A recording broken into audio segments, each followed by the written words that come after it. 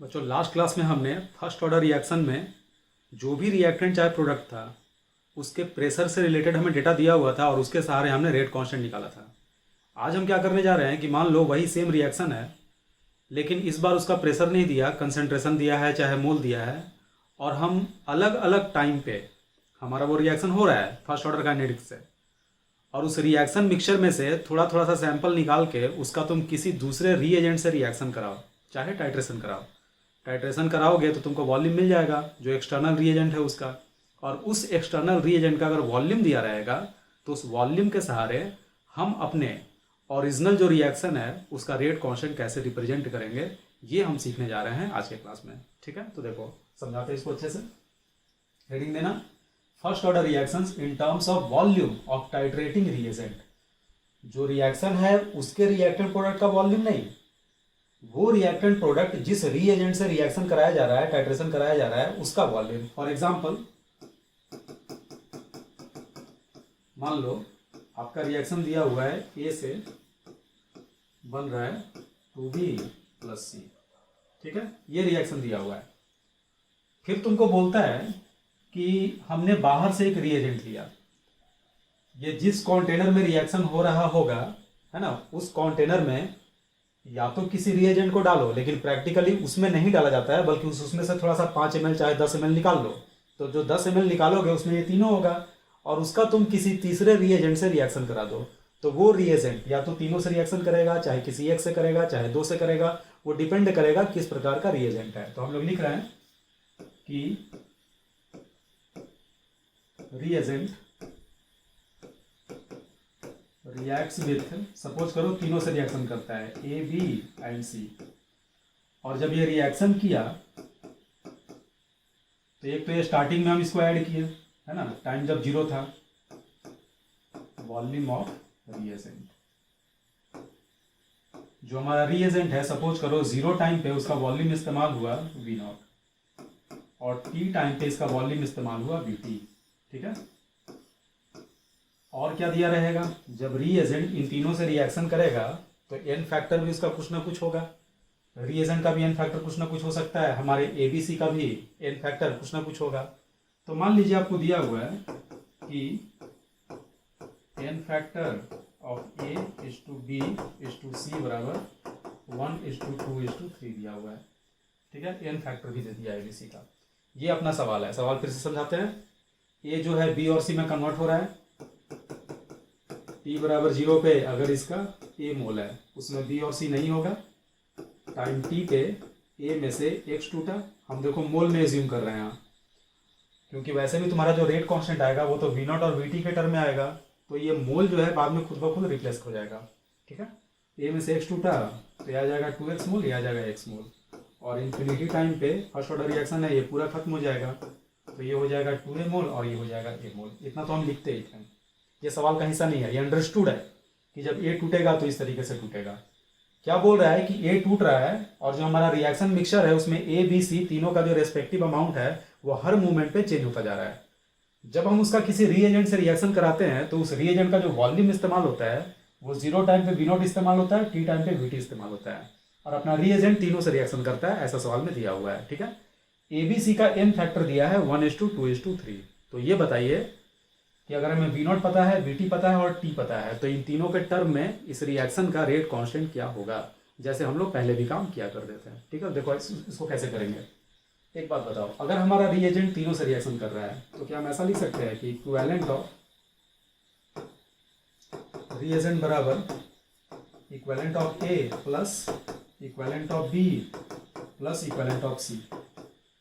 Confuse मत करना है कि सर इन सबको बराबर करना पड़ेगा ना, बराबर नहीं करेंगे। क्यों? क्योंकि रिएजेंट A से अलग रिएक्शन किया, B से अलग किया, C से अलग किया।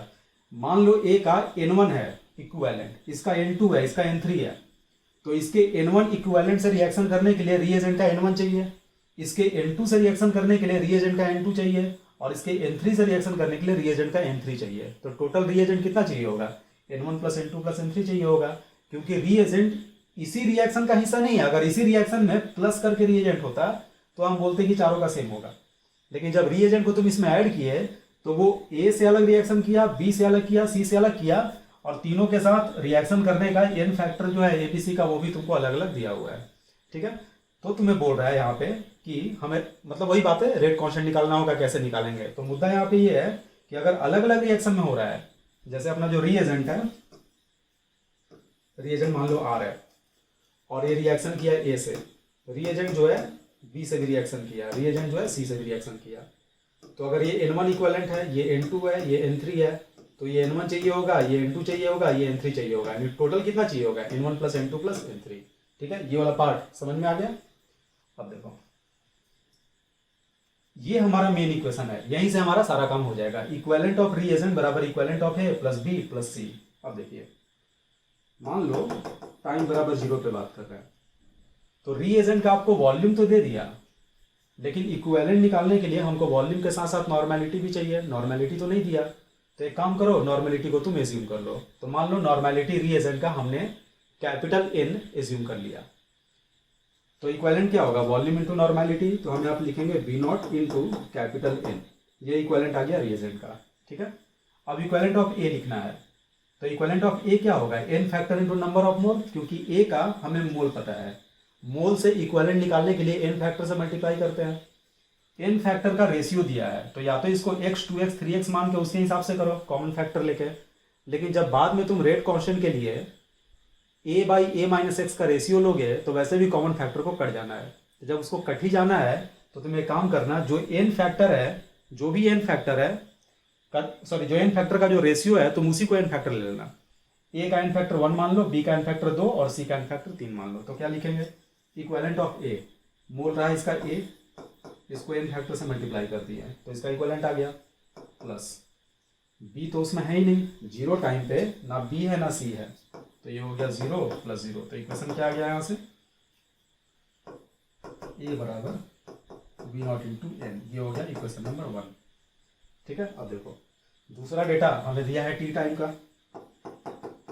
टी टाइम पे लिखो, टी टाइम पे रिएजेंट का वॉल्यूम Vt है, तो इक्विवेलेंट कितना होगा, Vt into normality is equal to, T time पे तीनों का इक्विवेलेंट लिखना होगा, तो मोल इंटू n फैक्टर, तो ये क्या हो जाएगा a minus x into 1 plus, दूसरा क्या होगा बच्चों 2x into n factor, b का कितना है 2 है, प्लस c का इक्विवेलेंट, तो c का मोल है x और n फैक्टर है 3, यहाँ में लिख दिया 3। इसको सॉल्व करोगे तो देखो 2 into 2 4x, 3x 7x, 7x में से x चला गया तो 6x और साथ में a है, तो हम लिखेंगे a प्लस 6x बराबर Vt into normality n, equation number 2। अब यहाँ से तुम्हारा देखा हुआ है, हम यहाँ से a माइनस एक्स लाने के लिए क्या करेंगे, इक्वेशन नंबर 1 में 7 से मल्टीप्लाई करो, इक्वेशन नंबर 1 में 7 से मल्टीप्लाई करके 2 को घटा दो, तो 7a में से a घटेगा तो 6a आ जाएगा और फिर 6 यहाँ पे कॉमन हो जाएगा। तो हम लोग क्या कर रहे हैं, 7 से मल्टीप्लाई कर रहे हैं इक्वेशन नंबर 1 में और इक्वेशन नंबर 2 को माइनस कर रहे हैं, ठीक है। तो 7a में से a गया तो 6a minus 6x is equal to, यहाँ 7 से मल्टीप्लाई करो तो 7v0 माइनस Vt और नॉर्मेलिटी कॉमन हो गया, इक्वेशन नंबर 3 हो गया, ठीक है। अब देखो ये वाला पार्ट मिटा रहे हैं क्योंकि ये समझाने के लिए लिखे थे, है ना। तो एक बात बताओ, हमें क्या चाहिए, हमें तो k का वैल्यू चाहिए, और k बराबर क्या होता है, अगर हम यहाँ पे लिखें k बराबर, तो k बराबर क्या होगा, रिएक्शन से बताओ, k बराबर हो जाएगा 1/t ln a upon a minus x, ठीक है। तो 1/t ln a कहाँ से आएगा, यहाँ से आएगा, a बराबर क्या है V0 इंटू n, और यहाँ से देखो a माइनस एक्स आ रहा है, यहाँ से अगर आप 6 कॉमन लेते हो यहाँ से, तो यहाँ से आ जाएगा a माइनस एक्स बराबर 7v0 minus Vt divided by 6 into normality आएगा। तो अगर तुम a को a माइनस एक्स से डिवाइड करते हो तो देखो नॉर्मेलिटी अपने आप कट गया, कहने का मतलब नॉर्मेलिटी को हम माने चाहे नहीं माने, चाहे 1 मान ले, कोई फर्क पड़ने वाला नहीं है, ठीक है। n से n कट गया, v0 by 7v0 minus Vt और ये 6 ऊपर चला जाएगा, तो डायरेक्ट हम लिख रहे हैं यहाँ पे हो जाएगा 6v0 divided by 7v0 minus Vt के बराबर। अब देखो तो सवाल में हमें रिएक्शन दिया था और ये डेटा दिया था, यानी आपको रिएक्शन पता था और 0 सॉरी टी वी नॉट और वी टी पता था, क्या हमारा फाइनल इक्वेशन आ गया, वी नॉट और वी टी के टर्म में आ गया, वी नॉट वी टी और टी के टर्म में आ गया। तो बस इन तीन जानकारी से हमें रेट कांस्टेंट मिल गया, इस रिएक्शन का हमारा जो भी माना हुआ था वो सारा का सारा अपने आप खत्म हो गया। तो इसमें कॉन्सेप्ट क्या है, पहले रिएक्शन लिखो, तीनों लाइन लिख लो, जीरो का, टी का, इन्फिनिटी का। उसके बाद रीएजेंट जिससे रिएक्शन कर रहा है उसके हिसाब से ये वाला इक्वेशन लिखो, इक्विवेलेंट ऑफ रीएजेंट बराबर इक्विवेलेंट जिससे रिएक्शन कर रहा है उसका समेशन, और फिर जो डेटा दिया हुआ है उसके हिसाब से इक्वेशन लिख लो, खत्म हो गया। ठीक है, इसको नोट करो। एक और इलस्ट्रेशन देते हैं, तुम लोग ट्राई करना उसको।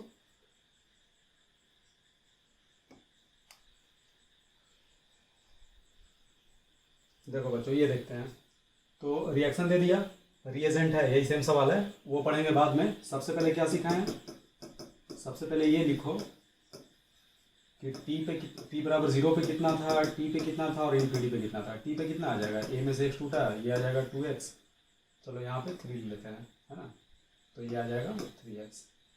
इन्फिनिटी पे 0 हो गया, ये आ जाएगा 2a मोल और ये आ जाएगा 3a मोल। इस बार बोल रहा है कि रिएजेंट केवल बी और सी से रिएक्शन करता है, तो आप क्या लिखोगे, इक्विवेलेंट ऑफ रिएजेंट बराबर इक्विवेलेंट ऑफ बी प्लस सी लिखेंगे। किस किस टाइम का डेटा दिया है, एक टी का दिया है, एक इन्फिनिटी का, तो टाइम टी का लिखा जाए, टाइम टी पे रिएजेंट का इक्विवेलेंट, तो वॉल्यूम में बी टी, नॉर्मलिटी को n मानो, वैसे 1 भी ले सकते हो क्योंकि हमने देखा था कि वैसे भी एक कट जाता है। बी और सी का इक्विवेलेंट, तो टी टाइम पे यानी ये वाला टी टाइम पे बी का मोल कितना है 2x, और उसका n फैक्टर लेंगे हम लोग 3, प्लस सी का मोल है 3x और n फैक्टर लेंगे 7, ऐड करोगे तो 3 इंटू 2 6 हो गया, 7 इंटू 3 21 हो गया, 21 में 6 जोड़ोगे तो आ जाएगा 27x। ये हो गया इक्वेशन नंबर 1। अब इन्फिनिटी का लिख लो, कि इन्फिनिटी पे वॉल्यूम कितना है, बी इन्फिनिटी, नॉर्मलिटी से हमने मल्टीप्लाई कर दिया। इन्फिनिटी पे बी और सी का इक्विवेलेंट लिखोगे तो बी का मोल आ गया 2a इंटू n फैक्टर 3, सी का मोल 3a, तो बहुत ही आसान है ना, n फैक्टर 7, बस तुमको प्रोसेस फॉलो करना है। ये ऐड करोगे तो हो जाएगा 27a, इक्वेशन नंबर 2। यहाँ से a upon a minus x लाने के लिए क्या करा जाए, देखो तो इक्वेशन नंबर 2 में डिवाइड कर दो 2 माइनस 1 से, जैसे ऐसा करोगे 27 कॉमन होकर कट जाएगा, रिजल्ट आएगा a upon a minus X is equal to LHS, v infinity n cut जाएगा upon v infinity minus vt, हो गया। तो k बराबर लिखोगे तो 1/t ln a upon a minus x, लेकिन हमें डेटा a और x का नहीं दिया बल्कि vt और v इन्फिनिटी का दिया है, तो वैल्यू पुट कर दो 1/t ln v infinity upon v infinity minus vt, ये आ गया k बराबर, हो गया डन, खत्म हो गया, नोट कर लो।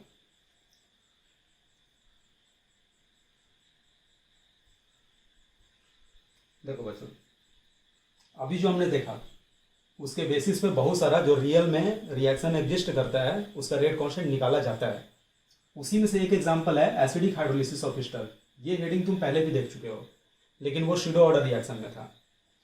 अभी हम लोग इसको देखेंगे, टाइट्रेशन के माध्यम से इसका रेट कांस्टेंट निकालने का प्रयास करेंगे। तो पहले इसका रिएक्शन लिखिए, ईस्टर, एक अपनी मर्जी से कोई ईस्टर ले लो, CH3COO C2H5 ले लिया हमने, और ये H2O से हाइड्रोलिसिस कर रहा है।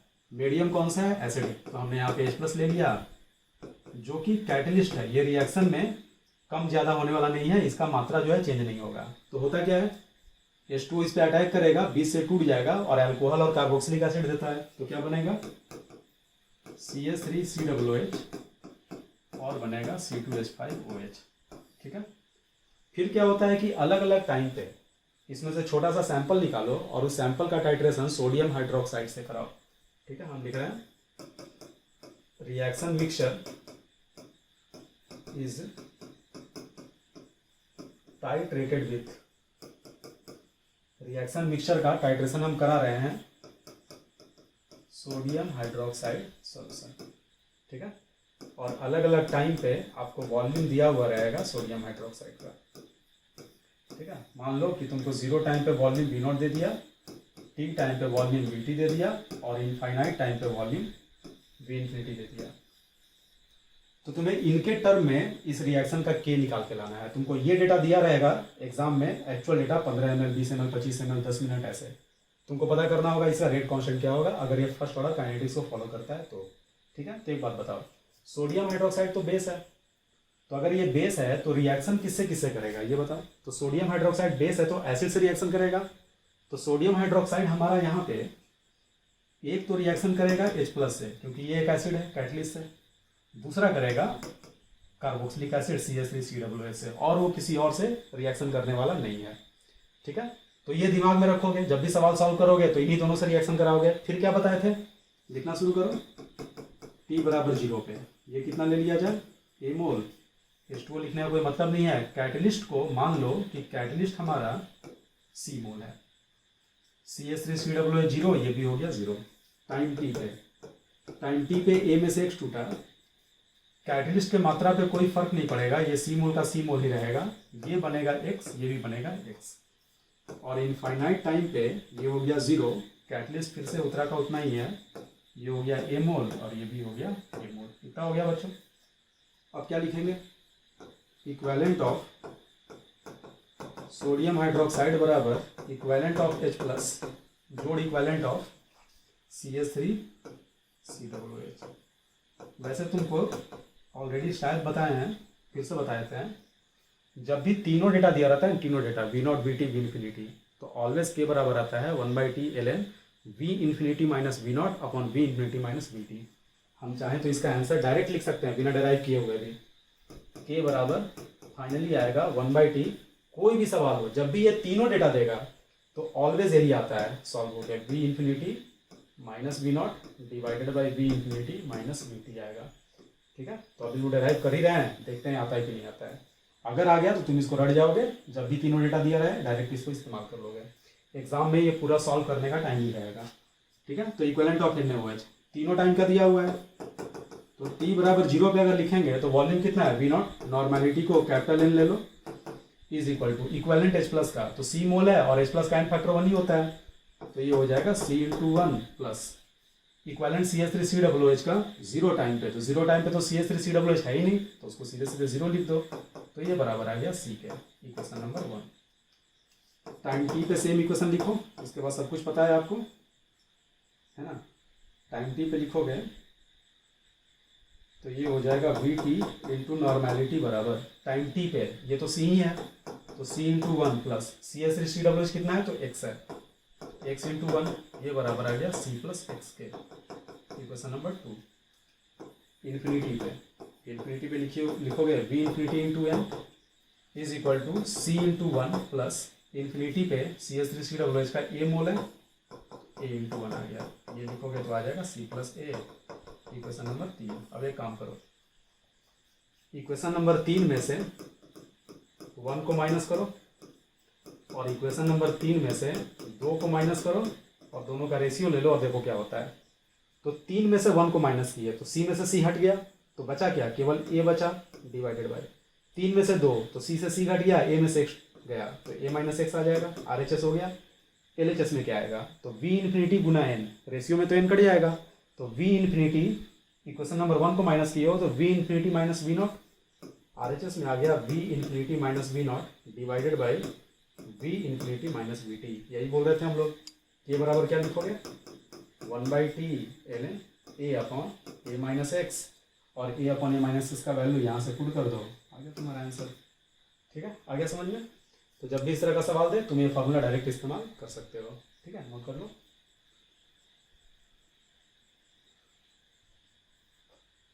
अगला हेडिंग दो बच्चों,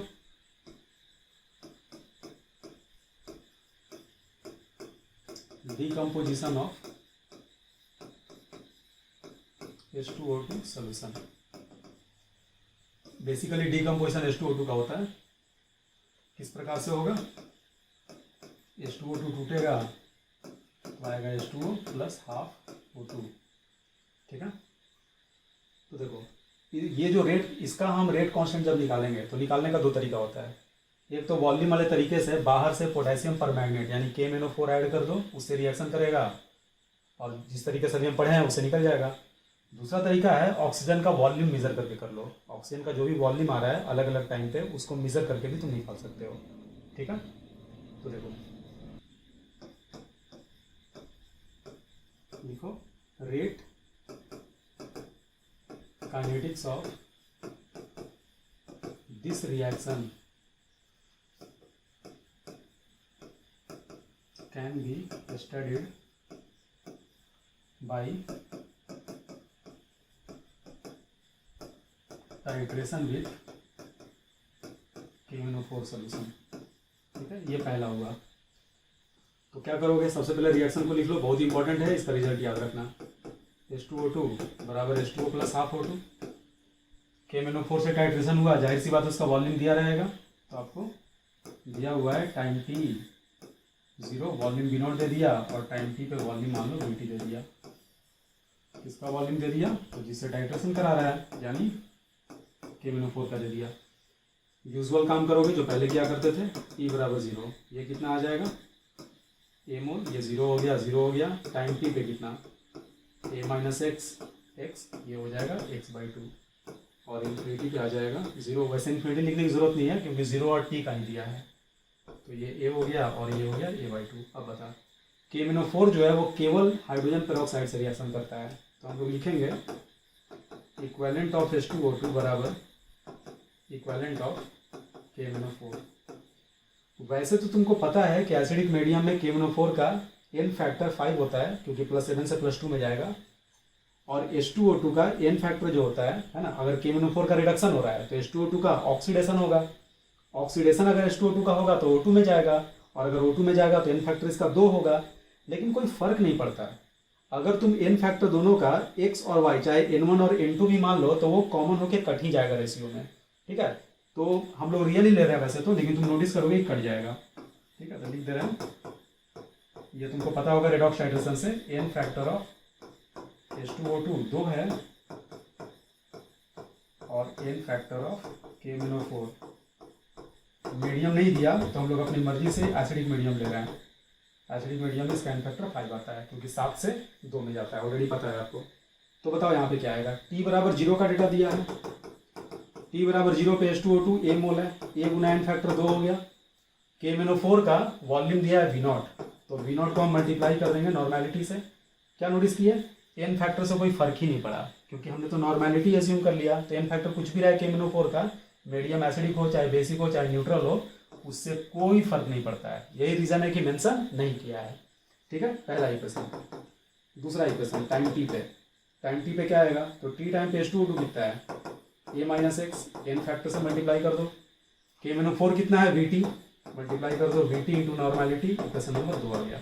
तो देखो बच्चों, क्लियरली हमको दिख रहा है कि 1 को 2 से डिवाइड कर दें तो A/A माइनस एक्स आ जाएगा, और सीधे V0/VT आ जाएगा। लेकिन इतना मेहनत करने का जरूरत नहीं था। कैसे, KNO4 जब केवल H2O2 से रिएक्शन कर रहा है तो वो H2O2 के प्रोपोर्शनल होगा, और H2O2 रिएक्टेंट है। K बराबर क्या होता है 1/T ln A0/AT, A0/AT reactant का 0 और T टाइम का, तो वो सीधे KNO4 के प्रोपोर्शनल 0 और T टाइम का, तो V0/VT आ जाएगा। यहाँ से भी देखो, इक्वेशन नंबर 1 को 2 से हम डिवाइड कर दिए, तो क्या आ रहा है A/A माइनस एक्स, देख रहे हो, सीधे V0/VT आ गया, क्योंकि H2O2 KNO4 के प्रोपोर्शनल है, तो इनिशियल H2O2 V0 के प्रोपोर्शनल और T टाइम का H2O2 VT के proportional.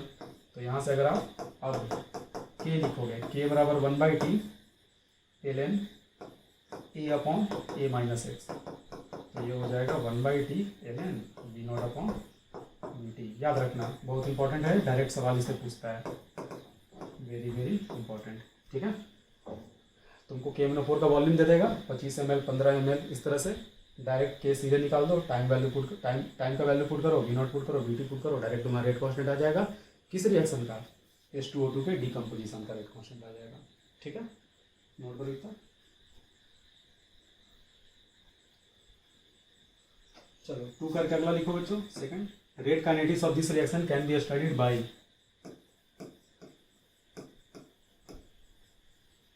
Measurement of volume of O2 evolve. ठीक है, रिएक्शन लिख लो फिर से, H2O2 टूटा है H2O प्लस हाफ O2 में, जो भी हम इस तरह से हेडिंग डाल के कर रहे हैं वो सब इंपॉर्टेंट है, आपको याद रखना है उसका फाइनल रिजल्ट। ठीक है, ऑक्सीजन वॉल्यूम का दिया हुआ है, तो शुरू में तो ऑक्सीजन होगा ही नहीं, टाइम t बराबर 0 पे H2O2 तो होगा, लेकिन O2 नहीं होगा। तो जब भी तुमको ऑक्सीजन देगा वॉल्यूम ऑफ O2, तो वो 0 टाइम का नहीं देगा, वो T का देगा चाहे इन्फिनिटी का देगा। ठीक है, T का मान लो VT दे दिया, इन्फिनिटी का V इन्फिनिटी दे दिया। तो इन्फिनिटी और T का जब डेटा देता है तो K का फाइनल इक्वेशन हमेशा आता है K बराबर 1/T ln, याद कर लो, V infinity upon V infinity minus VT। ठीक है, तुम लोग नोटिस करोगे कि यही आना है। तो ये तुमको रटा हुआ रहना चाहिए, इस पर सवाल पूछेगा तुमको डायरेक्ट करना आना चाहिए, डेराइव करने का टाइम नहीं रहेगा। ठीक है, चलो बढ़ते हैं आगे, प्रूफ करते हैं उस चीज़ को, प्रूफ आता है कैसे। तो देखो टाइम टी पे कितना, a में से x टूटा, ये x आएगा और ये आ जाएगा x/2 मोल। इन्फिनिटी पे कितना, तो ये 0 हो गया, ये a हो गया, ये आ गया a/2 मोल। ठीक है, अब करा है कि वॉल्यूम दिया हुआ है, तो वॉल्यूम बराबर क्या होता है, nRT/P होता है अगर गैस है तो, और हमें दिया हुआ है टी टाइम का वॉल्यूम। तो टी टाइम पे वॉल्यूम कितना है VT, और टी टाइम पे ऑक्सीजन का मोल कितना है x/2, तो ये हो जाएगा xRT/2P। उसी प्रकार से इन्फिनिटी पे वॉल्यूम है V इन्फिनिटी, मोल पुट कर दो इन्फिनिटी पे ऑक्सीजन का, तो ये आ जाएगा ART/2P। बस खत्म हो गया, equation number 1। Equation number 2, equation number 2 में डिवाइड कर दो 2 - 1 से। तो 2 में LHS में क्या है, V इन्फिनिटी डिवाइडेड बाई 2 - 1, तो V infinity minus VT is equal to RT/2P। RT/2P common होकर कट जाएगा रेशियो में, बचेगा क्या, इक्वेशन 2 में A है और इक्वेशन 1 में x है, तो ये हो गया A/A माइनस x हो गया बच्चों खत्म। अब यहाँ से क्या लिखेंगे, K बराबर क्या 1/T ln A/A minus x, है ना, और A/A माइनस x का वैल्यू ये पुट कर दो, आ गया V infinity upon V infinity minus VT। ठीक है, तो तुम अभी दो चीज़ देखे, एक तो देखे तुम और डिकम्पोजिशन ऑफ H2O2 में दो केस देखे। एक तो देखे कि KM4 से टाइट्रेशन करा के वहाँ पे K बराबर आया 1/T ln V0/VT। दूसरा देखे ऑक्सीजन के वॉल्यूम को मेजर करके, ऑक्सीजन यहाँ पे हमारा गैस है, तो यहाँ आ गया K बराबर 1/T ln V infinity upon V infinity minus VT। ठीक है, तो अभी हम न्यूमेरिकल देखते हैं इन दोनों कॉन्सेप्ट का, इसको नोट कर लो। देखो बच्चों ये सवाल देखते हैं, बोल रहा है a definite volume of H2O2 undergoing a spontaneous decomposition required 22.8 ml of standard permanganate solution for titration। ठीक है, जो भी H2O2 है उसको 22.8 ml परमैग्नेट चाहिए, तो हमें इनिशियल वॉल्यूम मिल गया परमैग्नेट का। 10 मिनट के बाद 13.8 दिया है, तो ये VT हो गया, और 20 मिनट के बाद 8.25, यानी दो VT दिया है, तुमको एक्स्ट्रा डेटा दिया है। एक्स्ट्रा डेटा देने का रीज़न ये है कि तुमसे पूछ रहा है कि find order of reaction, order पूछ रहा है। तो वैसे भी हमको पता है कि H2O2 का डिकम्पोजिशन फर्स्ट ऑर्डर होता है, लेकिन यहाँ पे तो हमको नहीं पता, यहाँ तो हम लोगों को चेक करना पड़ेगा कि फर्स्ट ऑर्डर आ रहा है कि नहीं आ रहा है।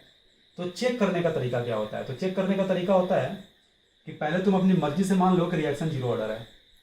0 ऑर्डर मान के पहला डेटा से K निकालो और दूसरा डेटा से K निकालो। अगर दोनों K सेम आ गया, क्योंकि K तो कांस्टेंट होता है, अगर दोनों K सेम आ गया तो हमारा माना हुआ सही है, हमारा माना हुआ सही है, तो ये 0 ऑर्डर हो जाएगा। अगर दोनों सेम नहीं आया तब मानो कि ये फर्स्ट ऑर्डर है, और अगर फर्स्ट ऑर्डर है तब K का इक्वेशन क्या लिखोगे, अगर फर्स्ट ऑर्डर है तो K बराबर लिखोगे 1/T ln V0/VT, और इससे तुम K निकालो। ठीक है, तो एक काम कर रहे हैं, हम ले रहे हैं T बराबर 10 मिनट पे, T बराबर 10 मिनट, और T बराबर 10 मिनट पे अगर K1 निकालोगे, K1 बराबर तो 1/T 1/10 ln V0 कितना था, इनिशियल वॉल्यूम और मैग्नेट का 22.8 है, और 10वें मिनट का वॉल्यूम है 13.8। सही है, K1 लिख दिया हम। अभी इसको कैलकुलेट मत करो, समझना है, यहाँ पे बहुत लोग कैलकुलेट करने चला जाएगा, लॉग में फंस जाएगा, लेंदी हो जाएगा कैलकुलेशन। अब क्या करो, T बराबर 20 मिनट पे सेम काम करो, T बराबर 20 मिनट, तो K2 बराबर क्या लिखोगे 1/20 ln 22.8 इनिशियल, और 20वें मिनट पे वॉल्यूम आ रहा है 8.25, लिख दो यहाँ पे 8.25। ठीक है, अब एक काम करो, ये जो हमारा 10 है और यहाँ 1/20 है, अगर हम आगे वाले पार्ट को सेम कर दें तो रेस्ट पार्ट भी सेम होगा। अगर फर्स्ट ऑर्डर है तो, फर्स्ट ऑर्डर अगर है तो दोनों को सेम आना चाहिए, दोनों सेम तब आएगा जब RHS सेम हो। RHS में अगर हम दोनों को 1/10 कर दें, चाहे दोनों को 1/20 कर दें, तो बोलो कौन करना आसान है, तो 1/10 को एक काम कर रहे हैं 1/20 कर दो, तो 1/20 करने के लिए यहाँ 2 से गुना करो और ऊपर भी 2, तो नीचे में आ गया 1/20 और ऊपर में जो 2 था उसको अंदर भेज दो, तो अंदर भेजोगे तो आ जाएगा 22.8 अपॉन 13.8 का स्क्वायर। ठीक है, अब तुमको लॉग लेने की कोई ज़रूरत नहीं है। अगर ये टर्म और ये टर्म आपस में सेम आ जाता है, ये रेशियो और इस रेशियो का स्क्वायर आपस में सेम आ जाता है, तो तुम्हारा K1 और K2 सेम होगा। तो नोटिस करोगे, कैलकुलेट करके जब देखोगे तो ये K1 और K2 तुम्हारा अप्रॉक्सीमेटली सेम आ जाएगा और उससे प्रूफ हो जाएगा कि ये फर्स्ट ऑर्डर रिएक्शन है। प्रूफ तो हो ही जाएगा, साथ साथ तुम्हारा K भी निकल के चला आया, रेट कांस्टेंट निकल गया है ना। रेट कांस्टेंट अगर पूछ रहा होता तो तुम्हारा K निकल के चला आया। ठीक है, तो K हमारा निकल गया। मान लो कि सीधे बोल देता कि फर्स्ट ऑर्डर रिएक्शन है, K बताइए, तब तो कोई दिक्कत ही नहीं था, हम सीधे लिखते K बराबर कोई भी टाइम ले लो 1/10 ln V0 कितना था 22.8 डिवाइडेड बाई 13.8। इस तरह से हमारा K निकल गया। ठीक है, ए पार्ट मान लेते हैं कि यही है। बी पार्ट में कह रहा है calculate the time required for the decomposition to be half completed. Half completed का मतलब टी हाफ पूछ रहा है, तो फर्स्ट ऑर्डर में टी हाफ क्या होता है ln2/k होता है, और आपने K निकाल लिया है, K का वैल्यू यहाँ पुट कर दो, टी हाफ आ जाएगा। ये भी खत्म हो गया। सी पार्ट में कह रहा है calculate fraction of H2O2। H2O2 का कितना फ्रैक्शन यानी 1 में कितना टूट जाएगा 25 मिनट में। तो ये सवाल बहुत आसान हो गया, एक बार K निकल गया तो अब इससे करने की कोई जरूरत नहीं है। H2O2 कितना टूट जाएगा, तो K का ओरिजिनल इक्वेशन क्या होता है, K बराबर 1/T A अपॉन A-x होता है। आपसे पूछ रहा है कितने समय में, तो T पूछ रहा है, तो T बराबर हो गया 1/K। K का वैल्यू यहीं से फिर से हम पुट कर देंगे, है ना, सॉरी यहाँ 11 होगा। कितना फ्रैक्शन, फ्रैक्शन का मतलब 1 में से H2O2 कितना टूटेगा, तो 1 में से कितना टूटेगा, यहाँ पे कितना ले लोगे, A का वैल्यू 1 ले लो डिवाइडेड बाई 1-x, और टाइम कितना ले लोगे, टाइम हो जाएगा हमारा 25 मिनट। सॉरी T नहीं पूछ रहा था, फ्रैक्शन पूछ रहा था। टाइम हम ले लिए 25 मिनट।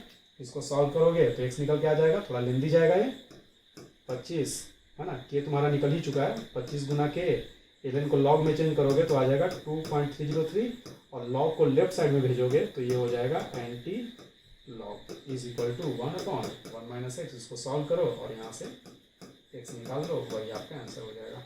ठीक है, हो गया। तो कॉन्सेप्ट तुमको आ गया, बस कैलकुलेशन इसमें होता है। कैलकुलेशन तो होगा ही सब्जेक्टिव सवाल में, एग्जाम में आसान ऑब्जेक्टिव सवाल रहेगा, उसमें कैलकुलेशन नहीं रहेगा। कंप्लीटली सॉल्व करना और आंसर मिलाना, ये दोनों आता है कि नहीं आता है। ठीक है, नोट कर लो। बढ़ते आगे। आगे बोल रहा है hydrogen peroxide solution was stored in a mild steel vessel.